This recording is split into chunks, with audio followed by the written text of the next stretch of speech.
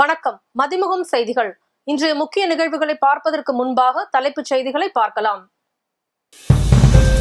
தமிழ்நாட்டில் முதல் முறையாக ஆன்லைனில் கட்டட அனுமதி பெறும் திட்டம் தொடங்கி வைத்தார் முதலமைச்சர் மு.க. ஸ்டாலின்.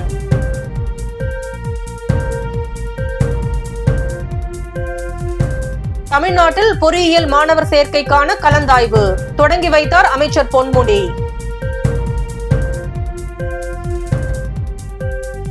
உதயநிதிக்கு துணை முதலமைச்சர் பதவி அளிக்கக்கூடாது என தீர்மானிக்க ராஜா யார்? தமிழ்நாடு காங்கிரஸ் கமிட்டி தலைவர் செல்வ பெருந்தகை கேள்வி. கன்வார் யாத்திரை விவகாரம். உத்தரப்பிரதேஷ், உத்தரகாண்ட் அரசுகளின் உத்தரவுக்கு உச்சநீதிமன்றம் இடைக்கால தடை.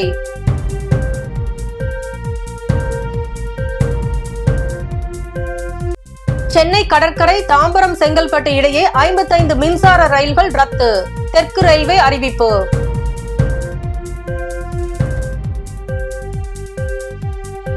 தமிழகத்தில் அடுத்த 7 நாட்களுக்கு மழைக்கு வாய்ப்பு. சென்னை வானிலை ஆய்வு மையம் தகவல்.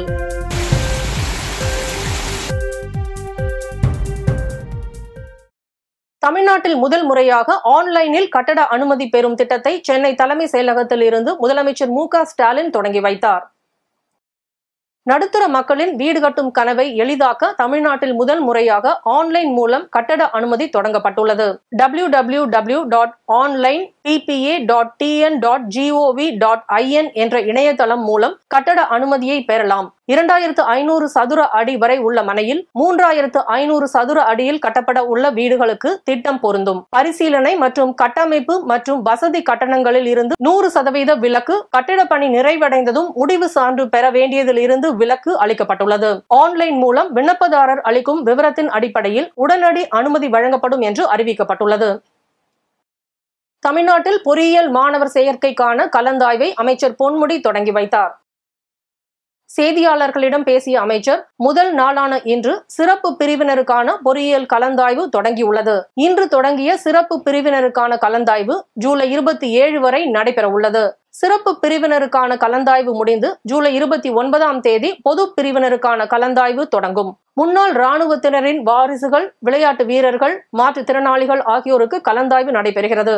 சிறப்பு பிரிவினர்களுக்கான ஆன்லைன் மூலமான கலந்தாய்வு இன்று நடைபெறுகிறது.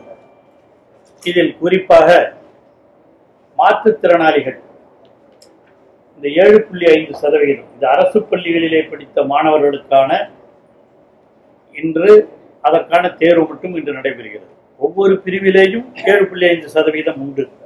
இந்த ஸ்பெஷல் சிறப்பு பிரிவினருக்கு இருக்கிற இந்த பிரிவில் 7.5% மாணவர்களுக்கான இடஒதுக்கீடு இன்று துவக்கி வைக்கப்படுகிறது. அந்த 7.5% இடஒதுக்கீட்டில் சிறப்பு பிரிவினர்களுக்காக நான் முதலிலே சொன்னதைப் போல மாற்றுத்திறனாளிகளுக்காக 111 பேருக்கு இதிலே சேர்வதற்கான இடங்கள் இருக்கின்றன. தமிழ்நாட்டில் உள்ள மொத்தம் 433 கல்லூரியில் உள்ள 2,33,376 பொறியியல் இடங்களுக்கு இந்த ஆண்டு மாணவர்கள் சேர்க்கப்பட உள்ளனர். அரசு ஒதுக்கீட்டில் 1.99 லட்சம் இடங்களுக்கு தொழில்நுட்ப கல்வி இயக்ககம் ஆன்லைன் வாயிலாக கலந்தாய்வு நடத்த உள்ளது. மாற்றுத்திறனாளிகள் சிறப்பு பிரிவில் 7.5% இடஒதுக்கீட்டில் 111 பேர் சேர்வதற்கான இடங்கள் உள்ளது என்று கூறினார். ஜூலை 29ஆம் தேதி தொடங்கும் பொது பிரிவிற்கான பொறியியல் கலந்தாய்வு செப்டம்பர் 11ஆம் தேதி முடிவடைகிறது. பொறியியல் படிப்புக்கு 2.40 லட்சம் மாணவர்கள் விண்ணப்பித்துள்ளனர் என்று கூறியுள்ளார். அமைச்சர் உதயநிதி ஸ்டாலினுக்கு துணை முதலமைச்சர் பதவி அளித்தால் தமிழ்நாடு காங்கிரஸ் கட்சி வரவேற்கும் என உதயநிதிக்கு துணை முதலமைச்சர் பதவி அளிக்கக்கூடாது என தீர்மானிக்க ராஜா யார் எனவும் தமிழ்நாடு காங்கிரஸ் கமிட்டி தலைவர் செல்வ பெருந்தகை கேள்வி எழுப்பியுள்ளார்.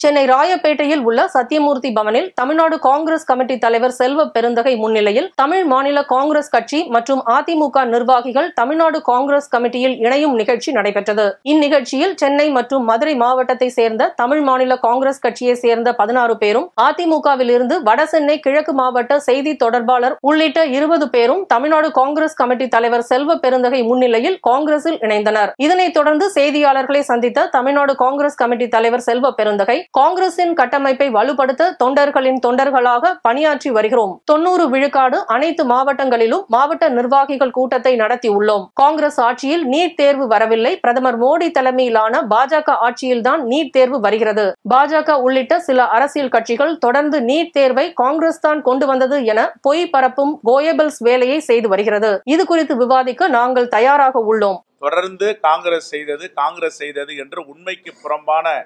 குற்றச்சாட்டுகளை சில அரசியல் கட்சிகள், குறிப்பாக பாஜக தொடர்ந்து கோயபிள்ஸ் வேலையை செய்து வருகிறது.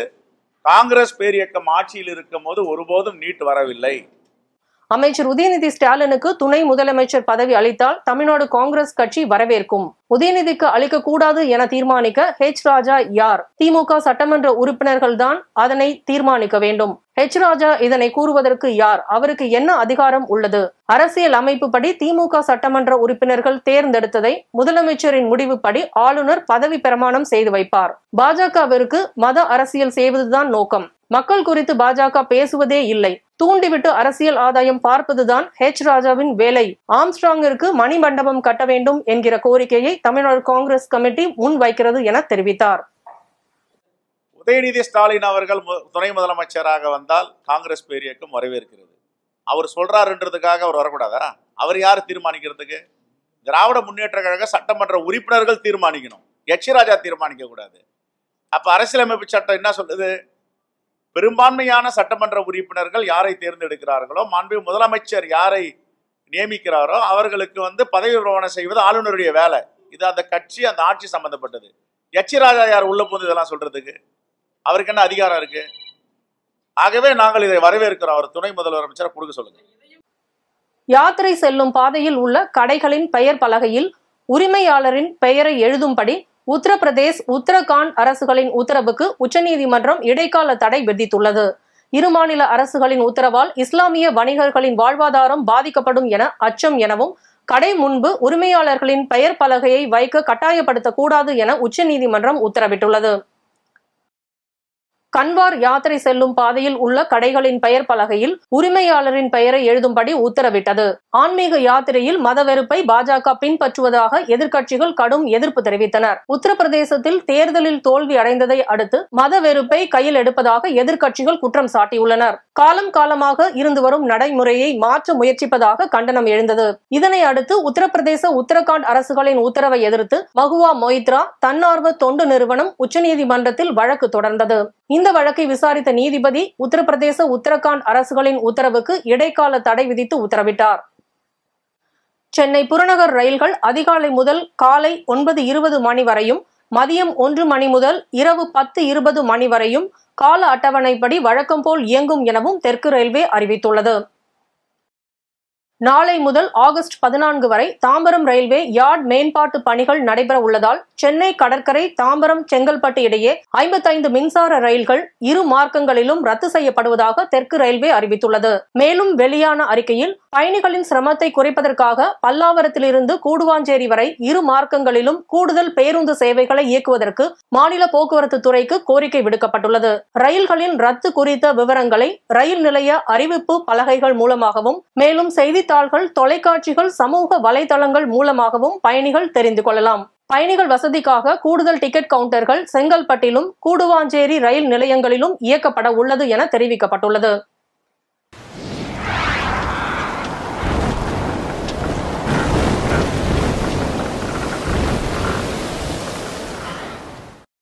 மேற்கு திசை காற்றின் வேக மாறுபாடு காரணமாக தமிழகத்தின் பல்வேறு பகுதிகளில் மழை பெய்து வருகிறது.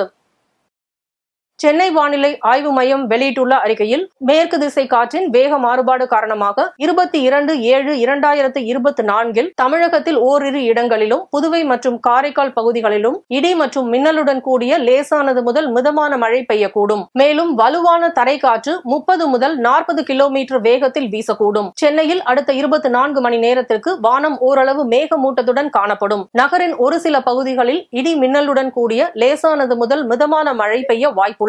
அதிகபட்ச வெப்பநிலை 35 டிகிரி செல்சியஸை ஒட்டியும், குறைந்தபட்ச வெப்பநிலை 27 to 28 டிகிரி செல்சியஸை ஒட்டியும் இருக்கக்கூடும். இவ்வாறு அதில் கூறப்பட்டுள்ளது.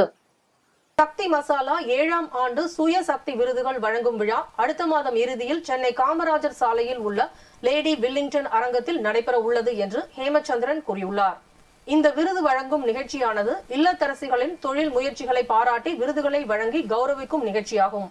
சென்னை, கோயம்புத்தூர், மதுரை, புதுச்சேரி, சிவகாசி, தேனி உள்ளிட்ட 60க்கும் மேலான பகுதிகளில் இருந்து 2500க்கும் மேற்பட்ட விண்ணப்பங்களை பெற்றுள்ளதாகவும் இதிலிருந்து வெற்றியாளர்களை தேர்ந்தெடுத்து சுயசக்தி விருதுகள் வழங்கப்பட உள்ளதாக பிராண்ட் அவதார் நிறுவனத்தின் நிறுவனர் ஹேமச்சந்திரன் கூறியுள்ளார். எடப்பாடி பழனிசாமி ஆட்சியில் அம்மா உணவகம் பட்டுப்போய் இருந்தது என அமைச்சர் சேகர் பாபு தெரிவித்துள்ளார். வடசென்னை வளர்ச்சி திட்டத்தின் கீழ் பொதுப்பணித்துறைக்கு சொந்தமான பயன்படுத்தப்படாத இடங்களை புதிய திட்டங்களுக்கு செயல்படுத்துவது தொடர்பாக அமைச்சர் சேகர் பாபு ஆய்வு மேற்கொண்டார். ஆய்வின் போது செய்தியாளர்களை சந்தித்து பேசிய அவர், எடப்பாடி பழனிசாமி ஆட்சியில் அம்மா உணவகம் பட்டுப்போய் இருந்தது. எடப்பாடி பழனிசாமி ஆட்சியில் அம்மா உணவகத்தில் தரமான உணவு கிடைக்கவில்லை.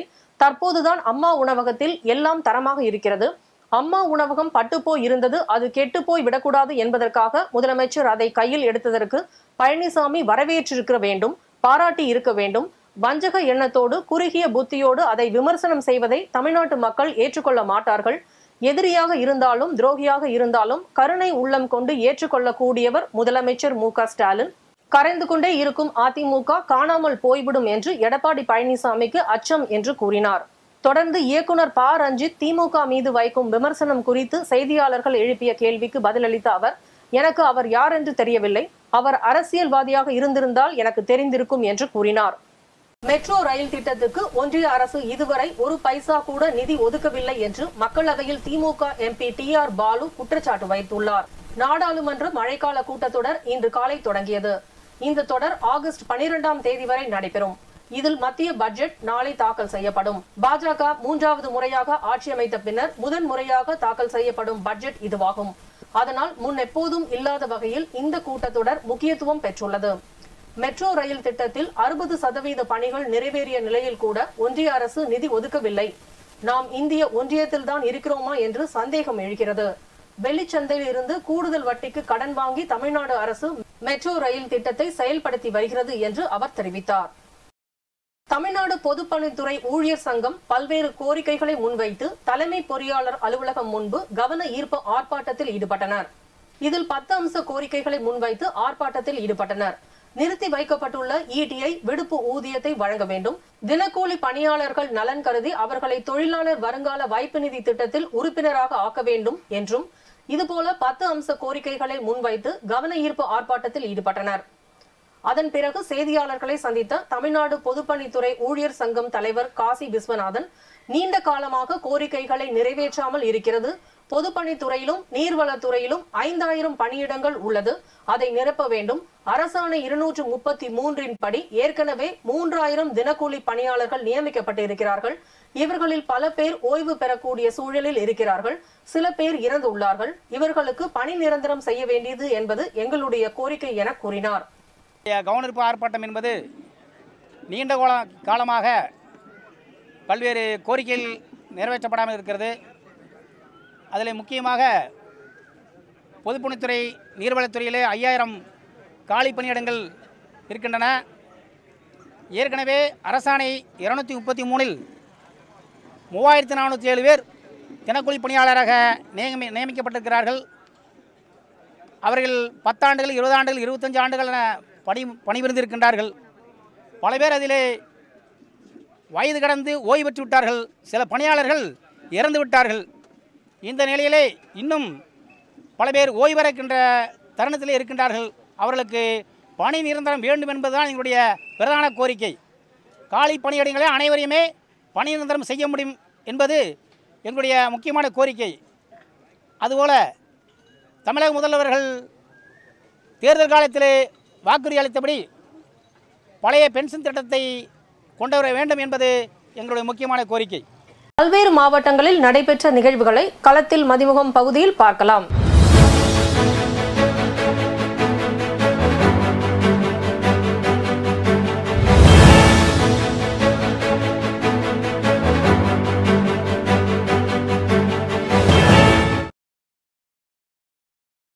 திருச்சி மத்திய பேருந்து நிலையத்திலிருந்து ஈரோடு செல்லும் அரசு பேருந்து காளிக்கோயில் அருகில் எதிரில் வந்த ஆட்டோ மீது மோதியதில் சம்பவ இடத்திலேயே ஒருவர் உயிரிழந்துள்ளார்.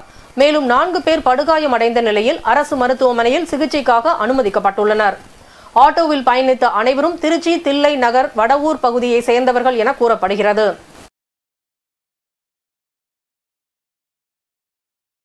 தூத்துக்குடி கோவில்பட்டி அருகே செயற்கை புல்வெளி ஹாக்கி மைதானத்தில் 17 வயதுக்குட்பட்ட பள்ளி மாணவர்களுக்கான 3 நாட்கள் நடைபெறும் தென்மண்டல ஹாக்கி போட்டி நடைபெற்றது. இதில் சிவகங்கை, நெல்லை, தென்காசி, தூத்துக்குடி மாவட்டங்களை சேர்ந்த 6 பள்ளி அணிகள் கலந்து கொண்டன. இதில் 7-2 என்ற கோல் கணக்கில் திருநெல்வேலி விளையாட்டு விடுதி அணி வெற்றி பெற்றது. மேலும் திருநெல்வேலி விளையாட்டு விடுதி மாநில அளவிலான போட்டிக்கு தகுதி பெற்றுள்ளது. இதனைத் தொடர்ந்து வெற்றி பெற்ற அணியினருக்கு கோப்பை மற்றும் நினைவு பரிசுகளை வழங்கினர். நடிகர் சிவாஜி கணேசனின் 23ஆம் ஆண்டு நினைவு தினத்தை முன்னிட்டு மதுரை ராஜா முத்தையா மன்றத்தில் உள்ள அவரது சிலை பெருந்தலைவர் நடிகர் திலகம் அறக்கட்டளை சார்பில் KR சுரேஷ் பாபு, SN பாலாஜி ஆகியோர் மாலை அணிவித்தனர். இதில் பலர் கலந்து கொண்டனர்.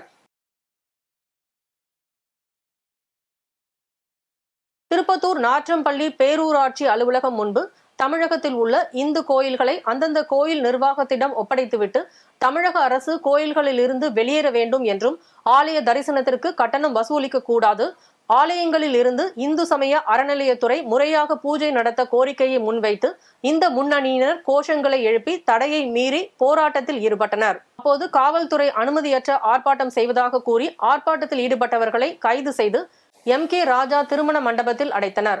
இதனால் அப்பகுதியில் சிறிது நேரம் பரபரப்பு ஏற்பட்டது. இந்து அறநிலையத்துறை கோயிலில் என்னென்ன கட்டணம் வசூல் பண்ணி கோயிலுடைய சொத்துக்களை பராமரிக்கிற என்ற ஒரு முறையில் கோயிலுக்குள்ள வந்து கோயில்களை பராமரிக்காமல் கோயில் கட்டணம் பேரில் இந்து மக்களை பக்தர்களை வஞ்சித்து கோயில் நிலங்களை பாதுகாக்காமல் முறையாம வசூலி பண்ணாமல் கோயில் சிலைகளை பாதுகாக்காமல் கோயில் அழிஞ்சு கொண்டு இருக்கிறது. இந்த அறநிலையத்துறை கோயில் பாதுகாக்காம அழிவுக்கு காரணமா இருக்கு. இது தமிழகம் முழுவதும் இந்து மக்களிடையே பெரிய எழுச்சி ஏற்பட்டு கோயில்களை பாதுகாக்க வேண்டும். இந்து அறநிலையத்துறை மதசார்பற்ற நாட்டில் முஸ்லீம்களுக்கு அறநிலையத்துறை கிடையாது, கிறிஸ்டின்களுக்கு அறநிலையத்துறை கிடையாது. ஆனா இந்து மக்களுக்கு மட்டும், இந்து மக்கள் முன்னோர்கள் கட்டிய கோயிலுக்கு மட்டும் அறநிலையத்துறை என்ற பெயரில் கோயிலுக்குள்ள நுழைந்து கோயில்களை நாசம் செய்யக்கூடிய வேலையை இந்து அறநிலையத்துறை செய்கிறது. ஒவ்வொரு அரசாங்கம் வந்தாலும் அந்த அரசாங்கத்துடைய அரசியல்வாதிகளுடைய கட்டுப்பாட்டில் கோயில் போவதனால் பக்தர்களுக்கு மதிப்பில்ல. கோயில்களுக்கு போனா பக்தர்களை அறநிலையத்துறை அடியாட்களை வைத்து அடிக்கிறாங்க, கோயில் சிலையை பாதுகாக்க மாட்டேன்றாங்க, கோயில் உண்டையில முறையா கணக்கு காட்ட மாட்டேன்றாங்க. கோயில் இந்து மக்களுடைய கோயில் இந்துக்களுக்கே கொடுக்க வேண்டும், அறநிலையத்துறை கோயிலை விட்டு வெளியே போக வேண்டும் என்று மாநில தலைவர் ஆர்ப்பாட்டத்தில் தமிழகம் முழுவதும் இன்று இந்து முன்னணி சார்பில் இந்த நிகழ்ச்சி கண்டன ஆர்ப்பாட்டம் ஏற்பாடு செய்யப்பட்டுள்ளது. ராணிப்பேட்டை அரக்கோணம் ரயில்வே பாதுகாப்பு படை வின்சென்ட் என்பவர் திடீரென செல்போன் டவர் மீது ஏறி நின்று பேனர் ஒன்றை பிடித்தபடி நூதன போராட்டம் நடத்தினார். மேலும் அவர் பத்திரிகையாளர்களிடம் எனக்கு சாதி வேண்டாம், எனக்கு எந்தவித சலுகையும் வேண்டாம், சாதியற்ற கிறிஸ்தவர் என்ற சாதி சான்றிதழ் தருமாறு மாவட்ட ஆட்சியர் உட்பட அனைத்து நிலை அதிகாரிகளிடமும் மனு கொடுத்தும் எனக்கு சாதி சான்றிதழ் கிடைக்கவில்லை. முதல்வர் ஸ்டாலின் கவனத்திற்கு என்னுடைய பிரச்சனையை கொண்டு செல்ல வேண்டும் என்பதற்காகவே செல்போன் டவர் மீது ஏறி போராட்டம் நடத்தினேன். அப்படியும் என்னுடைய பிரச்சனை தீராவிட்டால் மனு தர்ம சட்டத்தை எரிப்பேன். நான் சட்டப்படி போராடிவிட்டேன், எனக்கு இதை விட்டால் வேறு வழி தெரியவில்லை என்றார். திருவண்ணாமலை பௌர்ணமி தினத்தன்று கிரிவலம் முடித்துவிட்டு வரும் பக்தர்களை பேருந்து நிலையத்தில் அழைத்து சென்று விடுவதற்காக ஆட்டோக்கள் போட்டி போட்டுக்கொண்டு அதிக சத்தம் எழுப்பும் சைலன்சர்களோடு சாலையில் நடந்து செல்பவர்களை அச்சுறுத்தும் வகையில் ஆட்டோக்களை இயக்குவதால் தொடர்ந்து காவல்துறைக்கும் மாவட்ட நிர்வாகத்திற்கும் புகார்கள் எழுந்து வந்த நிலையில் நேற்று இரவு 2 ஆட்டோக்கள் நேருக்கு நேர் மோதிக்கொண்ட சம்பவம் நடைபெற்றுள்ளது. அதிர்ஷ்டவசமாக அசம்பாவிதம் தவிர்க்கப்பட்டது. இதேபோல் தொடர்ந்து ஒரு காஃபி பாரில் ஆட்டோ ஒன்று புகுந்துள்ள சம்பவம் பரபரப்பை ஏற்படுத்தியுள்ளது. இதுபோன்று ஆட்டோ இயக்குநர்களின் போட்டியால் ஏற்படும் விபத்துகளை தவிர்க்க காவல்துறையினர் உரிய நடவடிக்கை எடுக்க வேண்டும் என ஆன்மீக பக்தர்கள் வேண்டுகோள் விடுத்துள்ளனர். மயிலாடுதுறை கூரைநாடு பகுதியில் பிரசித்தி பெற்ற புனித புதுவை மற்றும் வனத்து அந்தோணியார் ஆலயத்தில் திவ்ய நற்கருணை பெருவிழா நடைபெற்றது. விழாவின் முதல் நிகழ்வாக சிறப்பு திருப்பலி நடைபெற்றது. தொடர்ந்து ஆலய வளாகத்தில் திவ்ய நற்கருணை பவனி மற்றும் ஆராதனை நடைபெற்றது. தொடர்ந்து உலக அமைதிக்காகவும் மக்கள் நலன்களுக்காகவும் சமத்துவம் சகோதரத்துவம் நிலைத்திடவும் வேண்டி சிறப்பு பிரார்த்தனை வழிபாடு நடத்தினர். இதில் அருட்தந்தையர்கள், அருட் சகோதரர்கள், அருட் சகோதரிகள், இறைமக்கள் உள்ளிட்ட ஏராளமானோர் கலந்து கொண்டு பிரார்த்தனை செய்தனர்.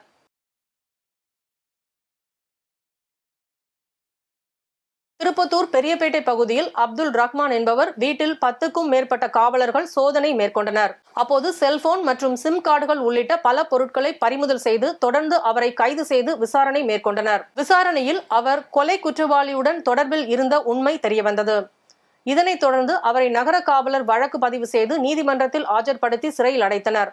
மேலும் இதே வழக்கில் தஸ்தகீர் என்பவரை நகர காவலர் கைது செய்து சிறையில் அடைத்தனர்.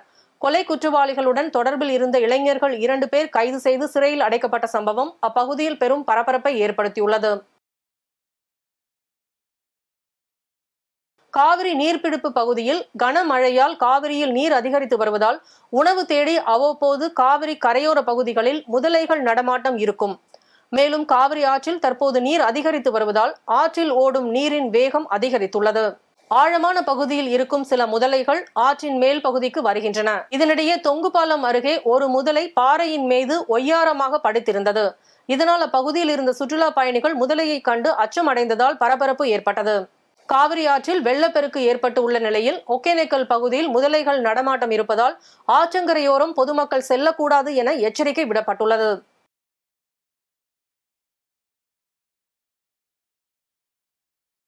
திருப்பூரை அடுத்த வனாந்தரபுதூர் பகுதியில் 100க்கும் மேற்பட்ட குடும்பங்கள் வசித்து வரும் நிலையில் 8 ஆண்டுகளுக்கு மேலாக இப்பகுதியில் தெருவிளக்கு இல்லாத காரணத்தால் தொடர்ச்சியாக கொள்ளை சம்பவங்கள் நடைபெறுவதாகவும் பொதுமக்கள் கொள்ளையர்களை பிடித்து காவல் நிலையத்தில் ஒப்படைத்தாலும் போலீசார் நடவடிக்கை எடுப்பதில்லை என்றும் குற்றம் சாட்டினர். மேலும் இப்பகுதியில் மின் வசதி செய்து தர கோரி ஊராட்சி நிர்வாகத்திடம் பலமுறை புகார் மனு அளித்தும் நடவடிக்கை எடுக்காத காரணத்தால் மாவட்ட ஆட்சியர் அலுவலகத்தில் மனு அளித்தோம். அவர்களும் எந்த ஒரு நடவடிக்கையும் இல்லாத காரணத்தால் இப்பகுதியை சேர்ந்த ஏராளமான பொதுமக்கள் நாச்சிபாளையம் சாலையில் அமர்ந்து மறியலில் ஈடுபட்டனர்.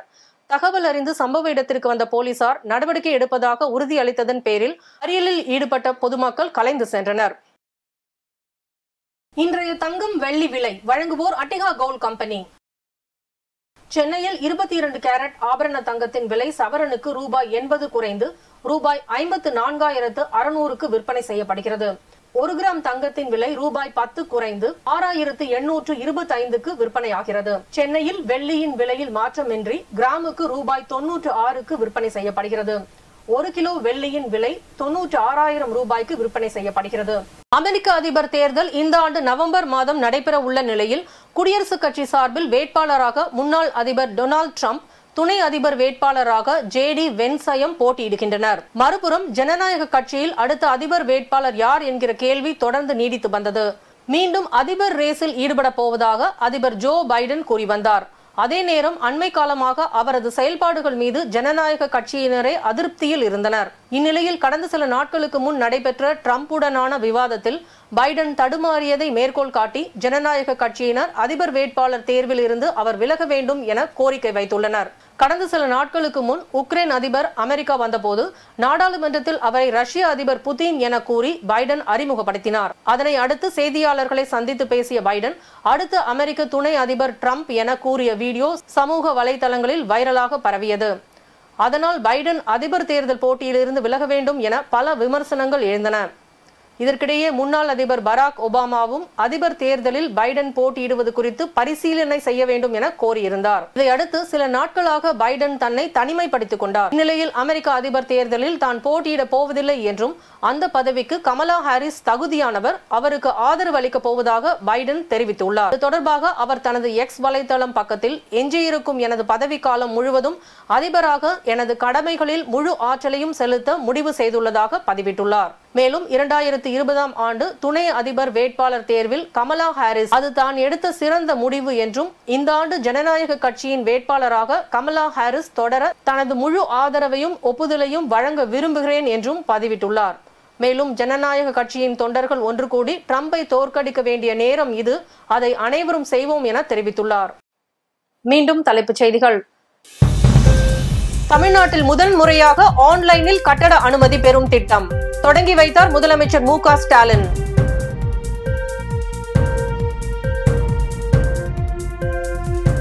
தமிழ்நாட்டில் பொறியியல் மாணவர் சேர்க்கைக்கான கலந்தாய்வு தொடங்கி வைத்தார் அமைச்சர் பொன்முடி.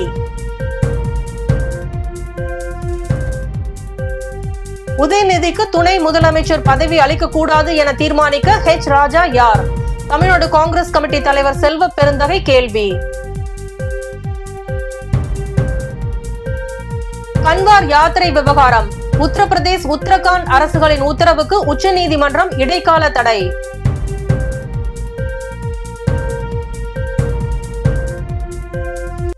சென்னை கடற்கரை தாம்பரம் செங்கல்பட்டு இடையே 55 மின்சார ரயில்கள் ரத்து. தெற்கு ரயில்வே அறிவிப்பு.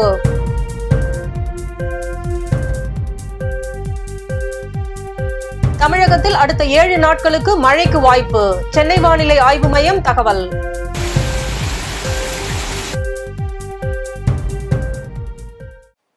இத்துடன் செய்திகள் நிறைவடைந்தன. மீண்டும் செய்திகள் காலை 8 மணிக்கு. மேலும் செய்திகளை தெரிந்து கொள்ள மதிமுகம் பிரைம் யூடியூப் தளத்தில் இணைந்திருங்கள்.